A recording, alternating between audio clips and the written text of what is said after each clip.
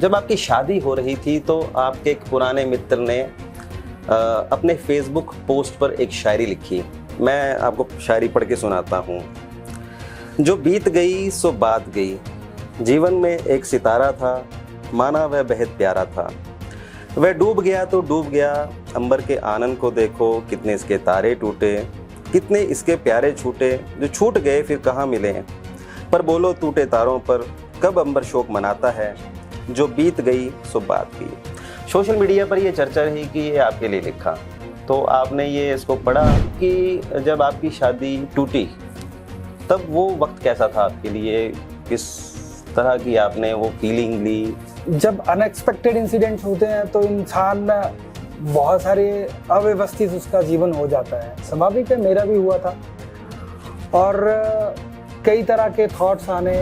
ठीक है, हर एक व्यक्ति का निजी जीवन है, जिसे जहाँ जाना था वह अपने जीवन में चल दिया और हमने ना किसी को रोका, हमने ना किसी को टोका। उस रिश्तों को आपने बचाने की मतलब कितने की कोशिश की? देखिए, मुझे लगता है इस पे ज़्यादा बातचीत करने की आवश्यकता नहीं है। लेकिन 2 साल बाद ही 2022 में आपका टिकट कट गया। आप क्या मानते हैं कि क्या ये आपका पॉलिटिकल मर्डर हुआ, क्योंकि उसके बाद भी आपकी 2024 में भी टिकट कट गई? मैं सुधीर शर्मा का ना तो विरोधी था ना आज भी, ठीक है, और ना ही मैं कोई बड़ा बहुत समर्थक भी नहीं था सारी चीजों का। पर आप उनकी तारीफ उस वक्त पे कर रहे हो। देखिए मेरी बात, वो टिकट आपके लिए नहीं आपकी टिकट ऐसा नहीं। छोड़िए, आप छोड़िए टिकट किसका कटा किसका नहीं कटा, वो समय जा चुका है। भाई आपने बड़ा पेशेंस है। 2 बार टिकट कट गया आपका। देखिए अभी भी आप पार्टी के लिए इतना लॉयल। सुधीर शर्मा जी से बातचीत होती है? देखिए, जब भी हम लोग मिलते हैं पार्टी के कार्यक्रमों में, स्वाभाविक है वहाँ पर बात होती है। हमारे जो मुखिया हैं उनको जो उचित लगता है, और 2 वर्षों में शायद जो हालात इस प्रदेश के हुए हैं वो बयां करने लायक तो नहीं है कि आज जो हमारी सरकार है प्रदेश में कांग्रेस की, उसकी वजह से ये हालात हो गए हैं। आज पेंशनर जो टेंशन में है कि उसे पेंशन आनी है या नहीं आनी है। आज गवर्नमेंट एम्प्लॉय भी टेंशन में है कहीं ना कहीं। मुख्यमंत्री कह रहे थे कि हिमाचली पहला ऐसा राज्य है जहां पर महीने में 2 बार सैलरी मिली, पर हिमाचली तो ऐसा राज्य है। इसी प्रश्न में एक बहुत बड़ी बात है कि 1 महीने में तनख्वाह भी नहीं मिली। आज हमारे न्यूज रूम में एक ऐसी पर्सनैलिटी है जो धर्मशाला का काफी चर्चित चेहरा है। पिछले कुछ समय से ये विवादों में रहे। अगर इनके पॉलिटिकल करियर की बात करें तो 30 साल की उम्र में ये विधायक बन गए थे, लेकिन 2 साल बाद ही इनका टिकट कट गया और उसके बाद इनकी शादी भी टूट गई और काफ़ी दिक्कतों में ये रहे। लेकिन पेशेंस के बाद इनका पर्सनल लाइफ में कमबैक हुआ। अब ये इंतज़ार कर रहे हैं पॉलिटिकल लाइफ में कमबैक का। तो चलिए आज हम आपको मिलाते हैं धर्मशाला के पूर्व विधायक विशाल नहरिया से। बहुत बहुत स्वागत है विशाल नहरिया जी आपका। धन्यवाद। सबसे पहले तो आपको बहुत बहुत बधाई कि आपका निजी जिंदगी में कमबैक हो गया है। और कैसी है नई जिंदगी? बधाई और शुभकामनाओं के लिए आपका धन्यवाद। और मतलब मेरे लिए बहुत खुशी की बात है कि आज आपके इस मीडिया हाउस में आने का अवसर आपने दिया मुझे, उसके लिए बहुत बहुत धन्यवाद। और आपकी समस्त बधाइयाँ स्वीकार हैं और आप लोगों के आशीर्वाद के लिए बहुत बहुत धन्यवाद। भाई आपका एक फोटो बड़ा वायरल हुआ शादी का, बड़े हैंडसम लग रहे थे आप और सोशल मीडिया बहुत ही वायरल हुआ। देखिए, सोशल मीडिया का ज़माना है और टेक्नोलॉजी से आज की डेट में सभी लोग जुड़े हैं, चाहे वो युवा वर्ग है और चाहे हमारे जो वरिष्ठ नागरिक हैं समाज में। आज सभी लोग जो हैं, सोशल मीडिया उनके जीवन का एक अहम हिस्सा बन चुका है और कोई भी चीज़ जो है उसको सोशल मीडिया में बहुत जल्दी से एक्सप्लोर हो जाती है और वायरल भी होती है। तो अगर कोई पिक्चर ऐसी वायरल हुई है तो स्वाभाविक है किसी न किसी ने डाली होगी। जिन्होंने डाली है, शुभकामनाएं दी हैं, उनका भी बहुत धन्यवाद। और जिन्होंने आशीर्वाद दिया है देखकर, उनका भी बहुत धन्यवाद। जोड़ी बहुत अच्छी लग रही है आपकी और आपकी अर्धांगिनी की। तो सब ये जानना चाह रहे हैं कि शादी कैसे हुई, अर्धांगिनी कौन है, कहाँ से हैं आपकी पत्नी?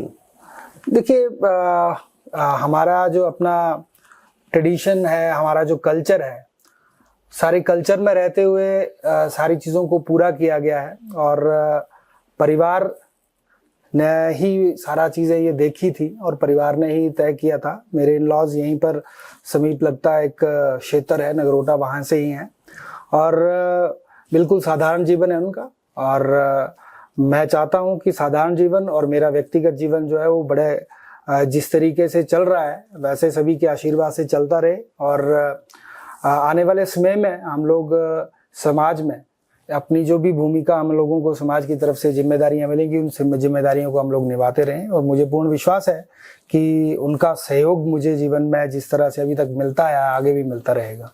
खैर, शादी को भी कुछ ही दिन हुए, तो आप अपनी पत्नी के बारे में बताइए कि क्या उनकी कोई खासियत। देखिए, मैं थोड़ा सा एक चीज जरूर आप लोगों से भी चाहूंगा, और मेरा खुद भी व्यक्तिगत मानना है कि मेरा तो जीवन सार्वजनिक है, परंतु उनका जीवन जो है वो व्यक्तिगत है और वो व्यक्तिगत ही रहना चाहिए। तो बिल्कुल मैं सिर्फ आपसे इतने बात जरूर शेयर कर रहा हूँ कि उनका जीवन बहुत साधारण है, और मुझे खुशी है कि अरेंज मैरिज ही हुई आपकी? जी, कोई लव मैरिज नहीं हुई? जी बिल्कुल अरेंज है, घर वालों की इच्छा अनुसार, और घर वालों ने जैसा तय किया था, और जो हमारे कल्चर के रीति रिवाज है सारा उसी रीति रिवाज के तहत जो ये विवाह हुआ है। आप ये बताइए कि आपकी जिंदगी में प्यार और दुख बड़ा बेइंतहा रहा बेसिकली ना। आप मुझे ना प्यार को 2 लाइनों में बताइए कि व्हाट इज लव। आप अपने एक्सपीरियंस के आधार पर।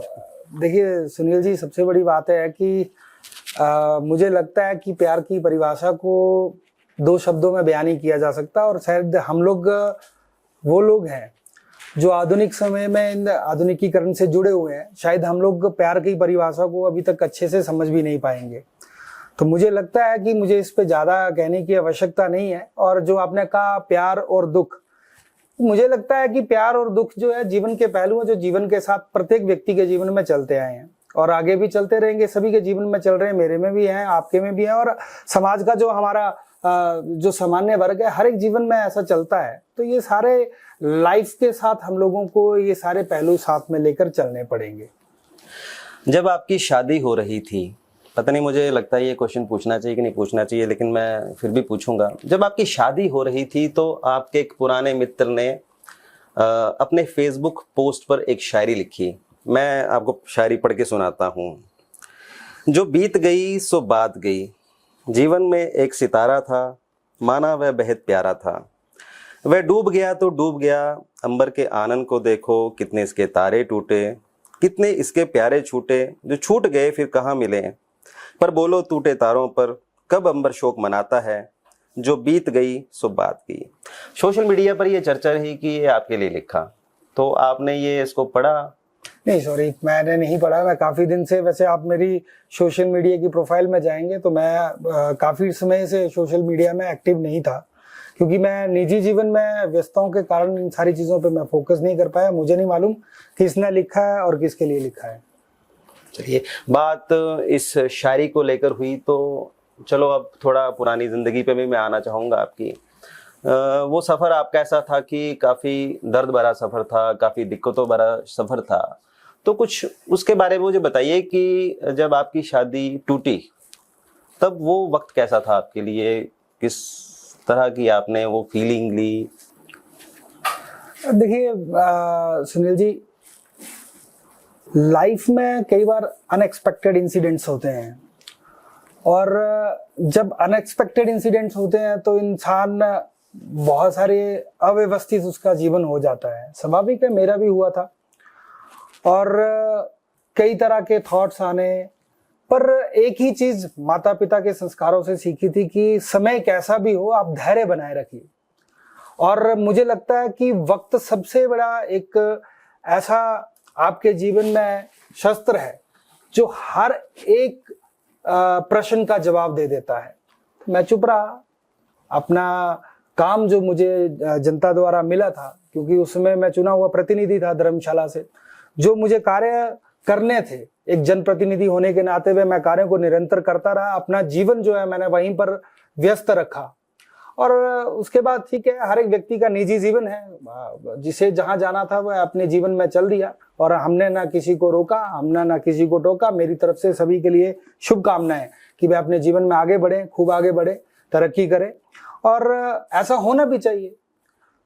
क्योंकि देखिए, हम लोग समाज में उस भूमिका को निभा रहे हैं कि मुझे लगता है कि वहां पर हर एक व्यक्ति को प्रोत्साहित करना हमारी एक नैतिक जिम्मेदारी है, और उस जिम्मेदारी को मैंने पहले भी निभाया, मैं आज भी निभा रहा हूं, और मैं आने वाले समय में भी निभाता रहूंगा।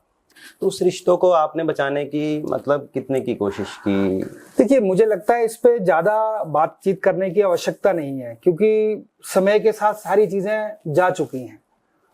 What I did, what I tried, शायद इस चीज को बयां करना मुझे लगता नहीं कि आज की डेट में वो जरूरत वक्त है। कुछ ऐसा था कि आपको कभी रोए भी, कुछ ऐसा भी हुआ लाइफ पे, कुछ उस तरह से? देखिए, मुझे लगता है ये बहुत डीप में जाके आप सारे प्रश्नों को कर रहे हैं। मैं इंसान हूं, और जो एक इंसान अपने निजी जीवन में सुख दुख की हर घड़ी में उस समय को देखता है, जैसा वो करता है, वह सारे काम जो है वो मेरे जीवन में भी हुए। मैं भी एक सामान्य नागरिक हूँ, मैं भी एक सामान्य इंसान हूँ।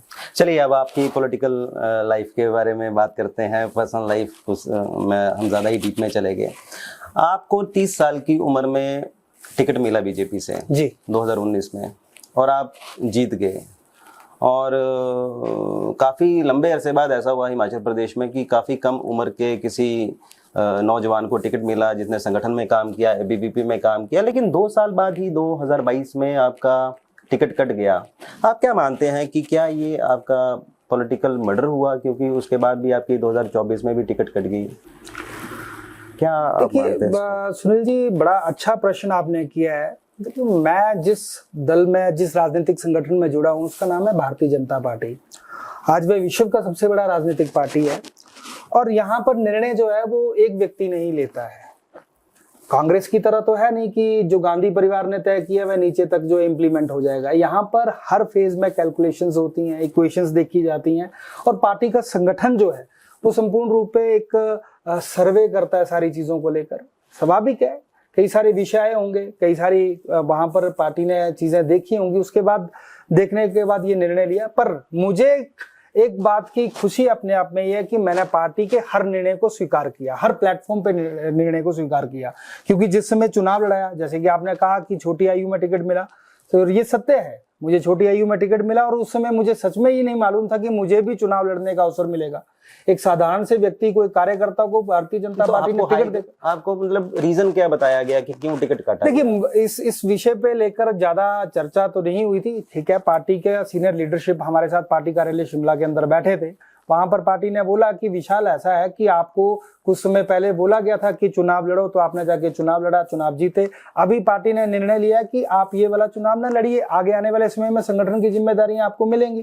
आप जैसे जैसे पार्टी संगठन में काम करते रहिए, जिन्हें पार्टी का टिकट दिया जा रहा है, संगठन में तो उसके बाद भी आपको कोई जिम्मेदारी नहीं मिली। देखिए, अब ऐसा है, समय के साथ सारी चीजें हो रही हैं। उसके बाद भारतीय जनता पार्टी ने मुझे प्रदेश कार्य समिति में रखा है, और मुझे काम दिया गया, पार्टी की जो गतिविधियां चलती हैं उन गतिविधियों में लगाया गया। अब आने वाले समय में देखिए, लोकसभा चुनाव में भी ऐसा चला कि आपको एमपी का टिकट दिया जाएगा, आपका नाम चला, टॉप 3 में नाम चला, लेकिन उस रेस आपको लग रहा है कि आपके खिलाफ कोई ऐसी मतलब पॉलिटिकल साजिश हुई, मतलब बाहर मतलब एक तरह से बाहर किया गया धर्मशाला से पॉलिटिकल साजिश के तहत? मुझे नहीं लगता। देखिए, मुझे नहीं लगता कि भारतीय जनता पार्टी में ऐसी कोई साजिश चलती है, क्योंकि यहाँ पर पॉजिटिविटी के साथ, सकारात्मकता के साथ जो है हर कार्यकर्ता काम कर रहा है, हर लीडरशिप काम कर रही है, और उस पॉजिटिविटी के साथ हम लोग भी काम करते आए हैं। तो ऐसी कोई साजिश भारतीय जनता पार्टी में कोई भी नहीं करता है। ठीक है, आपने बात करी कि जब पार्लियामेंट्री के इलेक्शंस की बात थी, तो उसमें पैनल में मुझे लिया गया, चर्चा आई, तो मेरे लिए वो बहुत बड़ी बात है कि जहां पर हजारों और लाखों की तादाद में लोग काम कर रहे हैं, और उन कार्यकर्ताओं के बीच में नाम चर्चा में आना।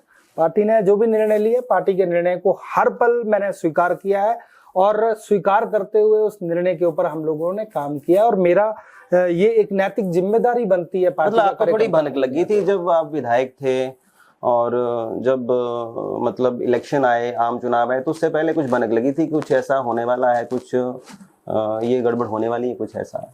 नहीं, देखिए, यहाँ पर भनक किसी को नहीं लगती। अभी देखिए, मैं आपको एक बात बताऊं, आप मीडिया से जुड़े हुए व्यक्ति हैं। अभी हाल ही में दिल्ली के इलेक्शन जो है वो कंप्लीट हुए हैं, और दिल्ली के इलेक्शन होने के बाद बड़े बड़े जो नेशनल मीडिया के चैनल्स हैं, नेशनल न्यूज चैनल्स हैं, वहां पर कई चर्चाएं हुई, कई क्यास लगे कि अब ये व्यक्ति मुख्यमंत्री बनेगा, अब ये बनेगा, परंतु बना कौन मुख्यमंत्री, जिसका नाम किसी भी न्यूज चैनल ने नहीं लिया।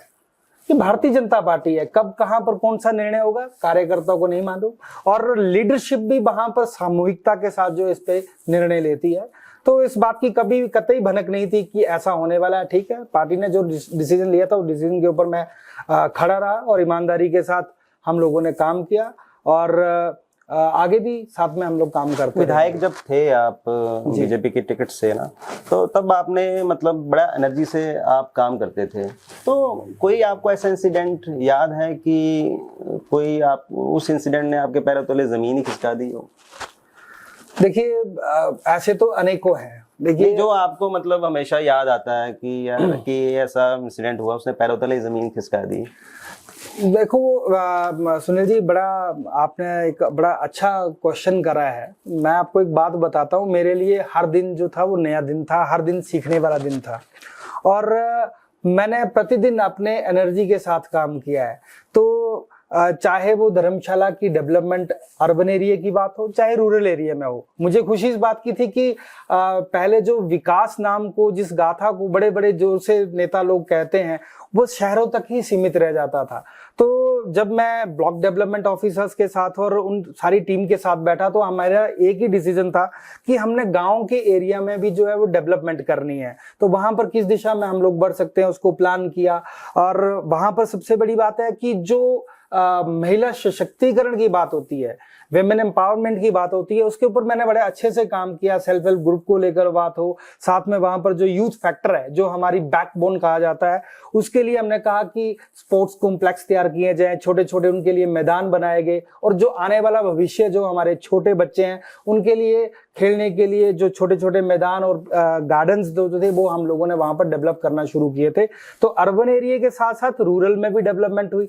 अर्बन एरिया जो है आज विश्व के मानचित्र में है और देखिए उसके लिए बहुत सारी चीजें यहाँ पर आती है, चाहे हमारा क्रिकेट का स्टेडियम हो, चाहे हमारे हिज हॉलीनेस दलाई लामा जी यहाँ पर उनका निवास है यहाँ पर। उसके साथ साथ में मैंने अपने समय में धर्मशाला के बीच में एक इंटरनेशनल टेरिफ का जो है यहाँ पर हम लोगों ने फुटबॉल प्लेग्राउंड जो है वो बनवाने की नींव रखी थी। तो देखिए विवादों में चला गया। देखिए अब ऐसे है कि कोई चीज आती है तो वो विवाद उसके ऊपर होते हैं और उसमें पैसा इतना की खर्चा गया कि मतलब यूजलेस सा हो गया, क्योंकि छोटा है मैदान, वो छोटा था, पैसे बड़े वेस्ट हो। देखिए ऐसा है, जब आप इंटरनेशनल प्लेटफॉर्म की चीजों को लेकर जा रहे हैं तो उसकी डायमेंशंस जो वो नापी जाती हैं उसको हम लोग वहां पर स्क्वीज नहीं कर सकते हैं, ये इम्पॉसिबल है। तो उसकी डायमेंशंस अगर फुलफिल होंगी तभी उस चीज को इंप्लीमेंट किया होगा। विवादों में तो कोई भी चीज वहां पर आपको प्रश्न करना तो आसान है, पर उत्तर देना हर बात का जो है वो एक अपने आप में कठिन काम होता है। परंतु देखिए आप लोग पढ़े लिखे व्यक्ति हैं, हमारा समाज आज जागरूक है, पर जब भी आप कोई ऐसी चीज लेकर आते हैं जिसकी प्रॉपर डायमेंशंस होती हैं तो वो तभी वहां पर इंप्लीमेंट होगी जब वो वहां पर एग्जिस्ट करती होगी। अगर नहीं हो रही है तो नहीं बनेगा। ठीक है, उसके ऊपर अगर उनको लगता है किसी को प्रश्न चिन्ह है तो वहां पर 2016 में स्मार्ट सिटी आई धर्मशाला में ना, और 2019 में आप विधायक बने, तो आपको क्या लगता है कि ये मतलब स्मार्ट सिटी क्यों फेल हुई? क्योंकि 2 साल आप भी विधायक रहे, उससे पहले भी कांग्रेस के विधायक थे। देखिए आप फेल जैसा विषय तो नहीं बोल सकते क्योंकि करोड़ों के हिसाब से जो केंद्र सरकार से प्रधानमंत्री नरेंद्र मोदी जी ने पैसा दिया, मतलब वो दिख नहीं रहा पैसा ना। ठीक है, मैं मानता हूँ इस बात को। जो यहाँ पर प्रोजेक्ट मैनेजमेंट कंसल्टेंट थी, जो पीएमसी यहाँ पर थी, उसको जिस दिशा से काम करना चाहिए तो उस दिशा से नहीं हो पाया। परंतु आप देखिए लगता है जो पीएमसी बनी उसने मतलब उस पर इतना पैसा वेस्ट किया, आई थिंक करोड़ों रुपए में उसको कंसल्टेंसी के नाम पे बेकार वेस्ट कर दिया। देखिए इसमें सबसे बड़ी कमी की क्या थी, जिस समय मैं जनप्रतिनिधि था उस समय भी मैंने सरकार में, तत्कालीन सरकार से एक बात करी थी कि जो वहां का स्थानीय जनप्रतिनिधि है वह बीओडी में मेंबर जरूर होना चाहिए। ये एक दुर्भाग्य की बात है कि जनप्रतिनिधि जो है वो स्मार्ट सिटी की तो वैसे ही खत्म कर दिया, वो शिमला ही ले गए सारा वो देखिए मैं तभी बात कर रहा हूँ, कुछ एक चीजें जो दुर्भाग्यपूर्ण हुई हैं। परंतु आप देखिए, आपने खुद कहा कि 2016 में स्मार्ट सिटी आई, मैं 2019 में वहां पर विधायक बना, तो 2016 में चीजें जो थी वो वहां पर सारी बना ली गई थी, उसकी मोटी पिक्चर, उसको इम्प्लीमेंटेशन का काम शुरू हो गया था। हल्की फुल्की अमेंडमेंट्स जो था मैं कर सकता था, उसके ऊपर मैंने प्रयत्न किया ताकि वो अच्छे तरीके से चैनलाइज हो सके। आपको लगता है कि मतलब स्मार्ट सिटी थी वो टोटल करप्शन का अड्डा बनाया गया, चाहे वो पॉलिटिकल सिस्टम था, चाहे वो एडमिनिस्ट्रेटिव सिस्टम था, मतलब चाहे वो कुछ भी था, मतलब उसको सिर्फ इसी नजर से देखा गया कि भाई इससे पैसे कैसे कमाने हैं। ये नहीं देखा गया कि यार 1000 करोड़ रुपए या 500 करोड़ रुपए आ रहे हैं, इससे धर्मशाला को किस लेवल पे हम ले जाएंगे, सुंदरता के लेवल पे या नई टेक्नोलॉजी के लेवल पे। देखिए सुनील जी, मुझे ऐसा लगता है कि किसी के ऊपर एलिगेशंस लगा देना ये कोई उचित बात नहीं है। देखिए मैं आपको इस बात पे क्लैरिफिकेशन दे रहा हूँ क्योंकि देखिए मैं जब विधायक रहा हूं तो मैंने आपको कहा कि अप टू 90 to 95% जो काम था स्मार्ट सिटी का, नहीं मैं आपसे वैसे बता रहा हूं, वो टेंडर हो चुका था, टेंडर उसके जो है वो कॉल्स कर चुके थे। मुझे काम जो था वो सिर्फ अमेंडमेंट करना था, उस पे हल्की फुल्की उस चीजों को व्यवस्थित कैसे कर सकते हैं, कुछ चीजों को जो है आपकी बात नहीं कर रहा किया हूं, देखो आपकी बात नहीं कर रहा हूं करप्शन की, मतलब 2016 से लेके फिर कांग्रेस का टेन्योर हुआ, फिर बीजेपी का टेन्योर हुआ, अब फिर कांग्रेस का टेन्योर है। मेरा ये कहना है कि इसको ना जैसे गिद्ध की नजर से देखा गया मेरे हिसाब से कि स्मार्ट सिटी को भाई इससे पैसा कैसे कमाना है, ये नहीं देखा गया कि भाई इसको सजाना कैसे, संवारना कैसे। आप देखो, आप खुद ही सहमत होंगे, बाहर पे ये जो मतलब नालियां बनाई गई हैं, नालियों के ऊपर कितना ऊंचा हो गया। अब कहीं पे किसी मतलब वो जो अंदर से लाइट अभी भी मतलब प्रॉपर तरीके से मतलब कहीं पानी बाहर बह रहा है ना। अभी वो अंदर से जो बिजली की लाइनें अंदर से देनी थी वो ढंग से दी नहीं गई प्रॉपर तरीके से। मतलब देखो इसमें सुनील जी मैं आपको एक बड़ी खूबसूरत सी बात और जहाँ पे देखो मैं आपकी बात को बिल्कुल समझ गया हूँ। मुझे आपकी इस प्रश्न से जो है, जो आपने अपनी बात को बयां किया है, मेरे को एक अपना स्कूल टाइम का एक समय याद आ गया। हम लोग ड्राइंग की क्लास में जाया करते थे और हमारे ड्राइंग टीचर हम लोगों को ना कुछ ड्राइंग सिखाते थे। तो हम 2-3 दोस्त थे, तो एक की ड्राइंग अच्छी थी, एक की खराब थी, एक की बहुत खराब थी। वही चीज यहाँ पर देखी जाएगी कि ठीक है, मुझसे पहले हो सकता है कि उसको ड्राइंग करने में जो कमियां रह गई हों, और कमियां हर इंसान में होती हैं, मैं इस चीज को नहीं मना करूंगा। क्या कमियां रहेगी इसके ऊपर चिंतन ज्यादा ना करते हुए, मतलब आप ये मानते हैं करप्शन हुई है कि नहीं हुई है? देखो मैं आपको एक बात मतलब डू यू थिंक, मतलब आप अपना दिल पे हाथ रखते हैं? मुझे सिर्फ इतना पता है, मैं दावे के साथ कह सकता हूं कि मेरे समय में मैंने ना तो करप्शन को सहयोग दिया और ना करप्शन सहने करने वाले को हम लोगों ने सहन किया। लेकिन आप हम लोगों ने कांग्रेस का टेन्योर रहा है, किसी का भी टेन्योर रहा, मतलब मैं इस बात आपको लगता है वैसे कि मतलब इस बात पे डायरेक्ट एलिगेशन किसी के ऊपर नहीं लगा सकता हूँ, ठीक है। मतलब सुधीर शर्मा जी, देखो सुधीर शर्मा जब शहरी विकास मंत्री थे ना, उनके वक्त पे ये स्मार्ट सिटी आई और केंद्र में मोदी सरकार थी, है ना। अब सुधीर शर्मा जी बीजेपी में आ गए हैं और कई काउंसलर्स थे वो पलट के इधर भी आए बेसिकली। तो कहीं आप इसलिए तो नहीं बोल रहे कि कुछ लोग अब बीजेपी में आ गए इसलिए? नहीं, देखिए आप बड़ा डिप्लोमेटिक सा एक क्वेश्चन कर रहे हैं और मैं इसका आंसर स्ट्रेट फॉरवर्ड दूंगा। मैं सुधीर शर्मा का ना तो विरोधी था ना आज हूँ, ठीक है, और ना ही मैं कोई बड़ा बहुत समर्थक भी नहीं था सारी चीजों का। पर एक बात है, जिस व्यक्ति ने पॉजिटिविटी के साथ काम किया हो उस व्यक्ति का नहीं, उसके काम की हम लोग सराहना जरूर करते हैं, ठीक है। जो काम उनके समय हुआ है, जो स्मार्ट सिटी का कंट्रीब्यूशन उनकी तरफ से, वो अप्रिशिएबल है, ठीक है। वो उस समय तत्कालीन यहाँ से विधायक भी थे और मंत्री भी थे प्रदेश सरकार में, और उनके पास यूडी डिपार्टमेंट था, और मुझे लगता है देश से बाहर जाकर भी उन्होंने धर्मशाला को डेवलप करने की एक, आप उनकी तारीफ उस वक्त पे कर रहे हो। देखिए मेरी बात, वो टिकट आपके लिए नहीं आपकी टिकट ऐसा नहीं है, छोड़िए, आप छोड़िए टिकट किसका कटा किसका नहीं कटा, वो समय जा चुका है। मुझे लगता है उस पर ज्यादा चिंतन करना ज्यादा अपने समय व्यर्थ करने के बराबर है। तो मैं इस सारे विषय पे चर्चा नहीं करता हूँ। मैंने आपको पहले कहा कि मुझे सिर्फ अपने कर्मों के ऊपर विश्वास है। मुझे जो पार्टी की तरफ से जिम्मेदारी मिलती है मैं उसको निभाता हूँ। मुझे जो जनप्रतिनिधि के नाते जिम्मेदारी मिली उसको मैंने पॉजिटिविटी से निभाया। मैं नेगेटिविटी के ऊपर काहे के लिए इसमें बर्बाद करूँ? और मेरी लेग पुलिंग करने की कभी आदत ही नहीं है। मुझे सिर्फ इतना पता है कि मुझे अपने काम से लेग पुलिंग हुई। अरे छोड़िए ना, वो जिसने करी वो उनके कर्म थे, जो मैंने करना था वो मेरे कर्म थे। मुझे सिर्फ इस बात की खुशी है कि जो मुझे संस्कार मिले उसके अकॉर्डिंगली मैंने किसी के लिए कोई नकारात्मकता नहीं रखी, कोई नेगेटिविटी नहीं, कोई नेगेटिव चर्चा नहीं की। मुझे पॉजिटिविटी रखनी है और पॉजिटिविटी के साथ सुधीर शर्मा जी से बातचीत होती है। देखिए जब भी हम लोग मिलते हैं पार्टी के कार्यक्रमों में, स्वाभाविक है वहां पर बात होती है। आज उन्होंने कांग्रेस छोड़कर भारतीय जनता पार्टी में आए हैं और कहीं ना कहीं उनको भी लगा है कि अब समय जो है वो बदल चुका है। वो पुरानी जो ट्रेडिशनल राजनीति थी वो नहीं है, और कहीं ना कहीं कांग्रेस आज भी उसमें फंसी है, परिवारवाद में फंसी हुई है। आज भी उनके जो फैसले वो गांधी परिवार ही लेता है। तो कहीं ना कहीं व्यक्ति जो एक समय आता है कि उन सारी चीजों से आहत होता है, उनको भी लगा वो भारतीय जनता पार्टी में आए, उनका स्वागत है, हम लोगों ने उनका वेलकम किया और चुनाव वो भारतीय जनता पार्टी से लड़े। 2 टुक यहाँ पर चुनाव लड़े और सीधे चुनाव जीते, और जो कांग्रेस से चुनाव लड़े वह चुनाव हारे। अगर देखिए कांग्रेस सत्ता में थी, कांग्रेस को बहुत बड़ा जवाब मिला है। प्रदेश के मुखिया सुखविंदर सिंह सुक्खू जी को बहुत बड़ा जवाब यहाँ धर्मशाला से मिला है। और भारतीय जनता पार्टी की यहाँ पर जीत हुई है। सुधीर शर्मा जी फिर से यहाँ से जीते, विधायक बने, अच्छा काम कर रहे हैं अभी वो, बढ़िया। देखिए जो उनके हिस्से जिम्मेदारियां मिल रही है उसके ऊपर वह काम कर रहे हैं। काम तो करने नहीं दे रहे सुक्खू जी उनको। वो देखिए, अब ऐसे है, वो सुक्खू जी प्रदेश के मुखिया हैं, उनके पास सबसे ताकतवर आदमी है। अब उन्होंने किस तरीके से प्रदेश को चलाना है, पार्शियलिटी रखनी है कि आपने कंट्रीब्यूशन करना है, वो उनके हिस्से की जिम्मेदारी है। वो माननीय मुख्यमंत्री हैं, मुखिया हैं, उनको जो उचित लगता है। और 2 वर्षों में शायद जो हालात इस प्रदेश के हुए हैं वो बयां करने लायक तो नहीं है। आज पूरा देश जो है, हम लोग देश के विभिन्न कोने में जाते हैं, कई बार राजनीतिक दृष्टिकोण से हमारी अन्य राज्यों में जो ड्यूटी लगती है इलेक्शंस की, वहां पर चर्चा होती है हिमाचल प्रदेश के, और कोई पॉजिटिविटी के लिए नहीं करता है कि आज जो हमारी सरकार है प्रदेश में कांग्रेस की, उसकी वजह से ये हालात हो गए हैं। आज पेंशनर जो टेंशन में है कि उसे पेंशन आनी है या नहीं आनी है। आज गवर्नमेंट एम्प्लॉय भी टेंशन में है कहीं ना कहीं कि उसे तनख्वाह टाइम से मिलेगी कि नहीं मिलेगी। पीछे जैसे मैं देख रहा था, प्रदेश के मुख्यमंत्री कह रहे थे कि हिमाचल ही पहला ऐसा राज्य है जहां पर महीने में 2 बार सैलरी मिली, पर हिमाचल ही तो ऐसा राज्य है। इसी प्रश्न में एक बहुत बड़ी बात है कि 1 महीने में तनख्वाह भी नहीं मिली। अगर आपने 2 महीने की सैलरी एक साथ दी है तो 1 महीने में तो सैलरी भी नहीं दी ना। फिर आप उस बात को भी देखिए ना, आप किसको मूर्ख बना रहे हैं। आप अपने आप में अपने गिरेबान के अंदर झांक कर देखिए, आप किस तरह से इस प्रदेश को चला रहे हैं और हमारे समाज को ठगने का प्रयत्न कर रहे हैं। तो ये ज्यादा देर तक नहीं पे थोड़ा सा लौटते हैं। एक्चुअली पीछे जैसे आजकल वो काफी वीडियो डालते हैं सुक्खू जी के खिलाफ ना, तो उन्होंने अपने एक वीडियो डाला था घर के बाहर ना, वो 2 पहले भी डाला था कि भाई उन पे नजर रखती है पुलिस या सीआईडी ना। तो आप क्या देखते हैं कि क्या ये पॉलिटिकल स्टंट है या रियलिटी में ऐसा कुछ हो रहा है कि सरकार, जो सुक्खू सरकार है, लोगों की निगरानी कर रही है?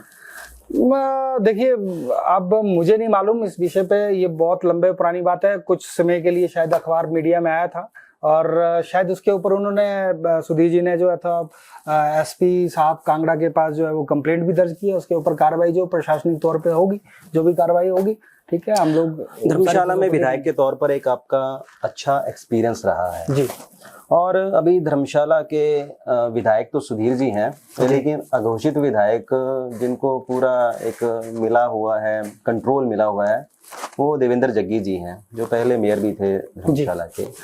आप क्योंकि सारा कामकाज वो कर रहे हैं बेसिकली धर्मशाला में, जो भी विकासात्मक वर्क होने हैं, कार्य होने हैं या ट्रांसफर्स होनी है, कुछ भी होना है, वो उनके थ्रू ही हो रहा है, ऐसा लोग बोल रहे हैं। तो आप कैसे देख रहे हो कि कैसे चल रहा है, कैसे देखते हो देवेंद्र जग्गी जी के काम को, कैसे देख रहे हो आप? देखिए, वो चुनाव लड़े, चुनाव वह हारे हैं, ठीक है, और सरकार की तरफ से हो सकता है कि कुछ एडिशनल सपोर्ट वहां से उनको मिल रहा होगा, और ये सरकार कहीं ना कहीं अपने चहीते लोगों को करती भी है, ठीक है। वो अभी वहां पर निभा रहे हैं और कहीं ना कहीं अगर उनके सहयोग से लोगों को लाभ मिलता है तो अच्छी बात है, और उनको करना भी चाहिए। अगर उनको बैकअप इतना गवर्नमेंट की तरफ से मिल रहा है तो करना भी चाहिए। देखिए, अब आते हैं आपके पॉलिटिकल कमबैक की ओर।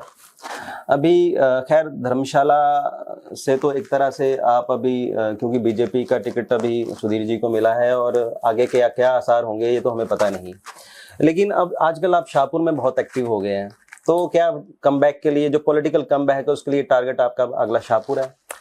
शाहपुर से चुनाव लड़ना चाहते हैं आप? सुनील जी, मुझे नहीं पता कि आपको किसने कहा शाहपुर से मैं एक्टिव हूँ। मैं, देखिए, मैंने आपको पहले बताया, मुझे सिर्फ इतना मालूम है कि पार्टी की तरफ से जो भी जिम्मेदारी मुझे मिलती है तो उस जिम्मेदारी को मैं करता हूँ। शायद आप, हो सकता है कि जो भी रिसेंटली पार्टी की तरफ से एक अभियान चल रहा था, संविधान गौरव दिवस जो है वो मनाया जा रहा था, उसके लिए मुझे शाहपुर में ड्यूटी लगी थी। और उसके बाद शायद मुझे भी कई तरह के फोन आए कि आप वहां पर जाके मीटिंगें कर रहे हैं। देखिए, वो जिम्मेदारी लगी थी, उस जिम्मेदारी को जाकर वहां पर निभाना था, कार्यकर्ताओं के साथ बैठना था, और जो हमारी पूर्व की मंत्री है वे भी साथ में वहां पर रही। और मेरा, देखिए, अस्तित्व उस क्षेत्र से जुड़ा हुआ है। मेरा गांव, मेरा जन्म स्थान वहां से है। मेरा शिक्षा दीक्षा जो है मेरी, वो धर्मशाला के बीच में हुई है। मेरा जो एक यहाँ पर पढ़ाई लिखाई होने के बाद पॉलिटिकल यहाँ पर शुरू हुआ था, और यहीं पर मैंने जो है कर्म करे हैं, यहीं पर सेवा करी है, यहीं पर जनप्रतिनिधि रहा हूँ, और स्वाभाविक इसी क्षेत्र से जुड़ा रहूंगा। अब शाहपुर में किस दिशा को लेकर चर्चा हुई है वह मुझे नहीं मालूम। हाँ, एक चीज वहां पर जुड़ा है, गांव है, मेरा परिवार वहां रहता है, मैं जाता आता रहता हूँ और निरंतर लोगों से मिलना जुलना रहता है, परंतु ऐसी कोई पॉलिटिकल एक्टिविटी नहीं है। पार्टी जहां पर जो निर्णय देती है अपना डिसाइड करके, उस निर्णय को ऊपर जो है मैं काम करता है और आगे भी करता रहूंगा। तो अगला टारगेट क्या है आपका? Bharatiya Janata party political target क्या है? पॉलिटिकल टारगेट सिर्फ ये है कि जो श्रद्धेय प्रधानमंत्री नरेंद्र मोदी जी के जितने भी एजेंडाज हैं, जितनी भी नीतियां हैं, वह धरातल पर उतर सकें। और आप देखिए कि आज कहीं ना कहीं अगर 2014 के बाद एक जो भारत का नक्शा पूरे विश्व में बदलकर एक सामने उभर कर आया है, बड़ा पेशेंस है 2 बार टिकट कट गया आपका, देखिए अभी भी आप पार्टी के लिए इतना लॉयल। छोड़िए ना, आज के इस युग में अगर हम लोग मुझे लगता है कि एक कंट्रीब्यूशन दे सकते हैं तो वह लॉयल्टी है। और ये बताओ इतनी पेशेंस क्या, मतलब शादी अब मतलब कहीं आपके बीच में अब उसके बाद पेशेंस आई है ये पेशेंस आप लोगों द्वारा दी हुई है। देखिए जनप्रतिनिधि जब आप चुन लिए जाते हैं, जिम्मेदारियां लाखों लोगों की आपके ऊपर आ जाती हैं, तो मुझे लगता है उन जिम्मेदारियों को निभाने के लिए आपको बहुत सारी चीजें सीखने पड़ती हैं। मुझे भी अवसर मिला, मुझे भी ये सौभाग्य मिला और आज भी सीख रहा हूं कहीं ना कहीं। ये पेशेंस की बात नहीं, मुझे लगता है कि हर यूथ को, हर जो आने वाला हमारा समाज है उसको ये कड़ियां निभानी चाहिए। पेशेंस के साथ चलिए और मुझे लगता है धैर्य बहुत बड़ी इंसान की एक ताकत है, जो समय के साथ आपको सारे सच का आईना भी दिखाती है और आपको भविष्य की एक नींव भी रखना सिखाती है। और जिस नींव को रखकर एक बड़ा निर्माण आने वाले समय में हम कर सकेंगे, मुझे पूर्ण विश्वास है कि एक सकारात्मकता के साथ आने वाले समय में इसके परिणाम निकलेंगे। चलो बहुत बहुत धन्यवाद न्यूज़ उड़ार के न्यूज़ रूम में आने के लिए। Thank you so much Sunil ji, बहुत बहुत धन्यवाद, आपने बुलाया। आपकी समस्त टीम का बहुत धन्यवाद, शुक्रिया।